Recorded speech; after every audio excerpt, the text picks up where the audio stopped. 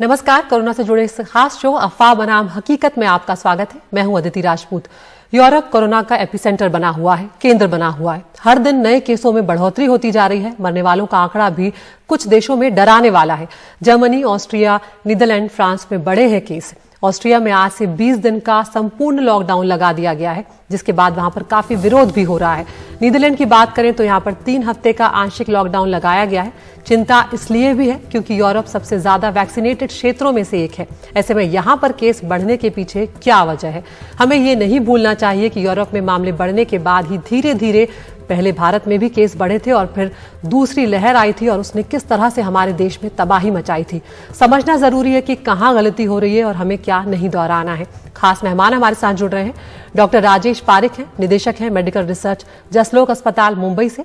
Doctor मेखला चंद्रा हैं, senior consultant of internal medicine है, shutter hospital California से हमारे साथ जुड़ रही हैं। डॉक्टर वीर पुष्पक गुप्ता हैं, एनएचएस लंदन से हमारे साथ जुड़ रहे हैं। डॉक्टर राजेश पारिक, आप खुद भी पूरी स्थिति को देख रहे हैं कि हमारे देश में हमने क्या क्या झेला है, और आप अभी अमेरिका से भी आ रहे हैं लौटकर।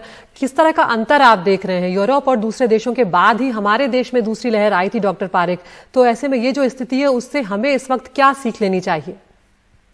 नमस्ते अदिति जी। तो पहले तो हमको ये देखना चाहिए कि यूरोप और यूएस में कुछ फर्क है। दोनों कॉन्टिनेंट्स में, नॉर्थ अमेरिका में केसेस तो बढ़ रहे हैं, लेकिन यूएस में इन्फेक्शंस बढ़ रहे हैं लेकिन मोर्टेलिटी कम हो रही है। लेकिन यूरोप में इन्फेक्टिविटी और मोर्टेलिटी दोनों बढ़ रहे हैं, करीब 8 से 10% बढ़ रही है। तो वो एक फिक्र का रीजन है।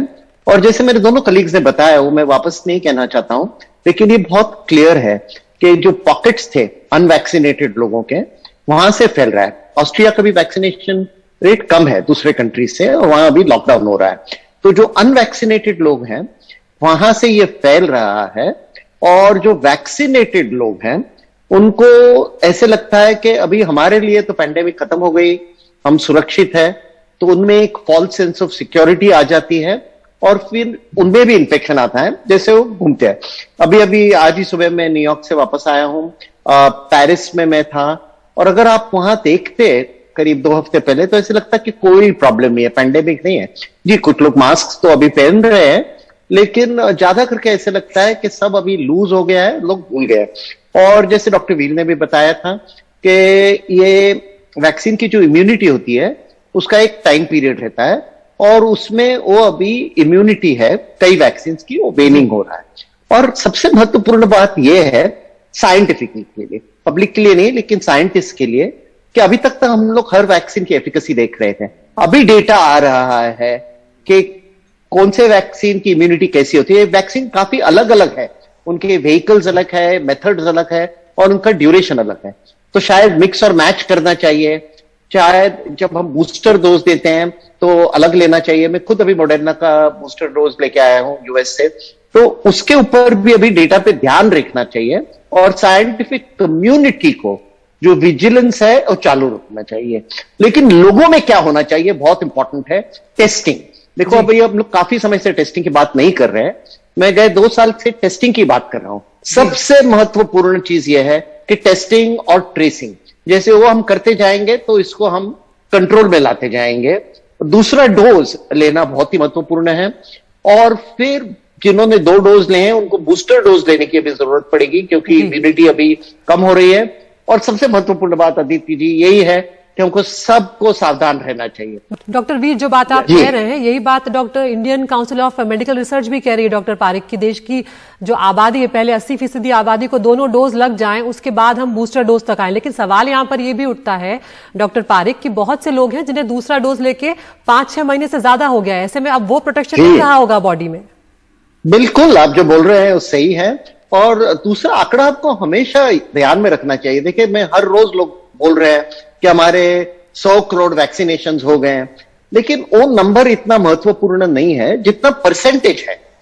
100 करोड़ 200 करोड़ हो, लेकिन हमको 60% तक जाना है। अभी हम 30% पे है। और जैसे आपने बताया कि कुछ एरियाज में, हेल्थ केयर वर्कर्स में सेकेंड डोज कभी का हो गया है, तो उनको तो बूस्टर लेना बहुत ही जरूरी है।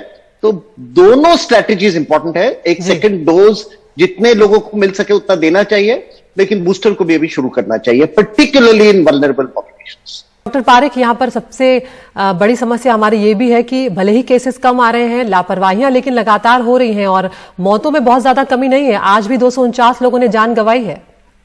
बिल्कुल अदिति जी, तो हमको पूरा सुरक्षित रहना जरूरी है।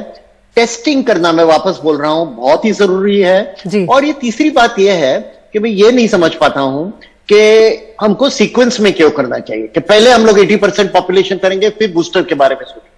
बूस्टर के बारे में हमको अभी सोचना चाहिए, आगे की कदम हमको आज सोचनी चाहिए।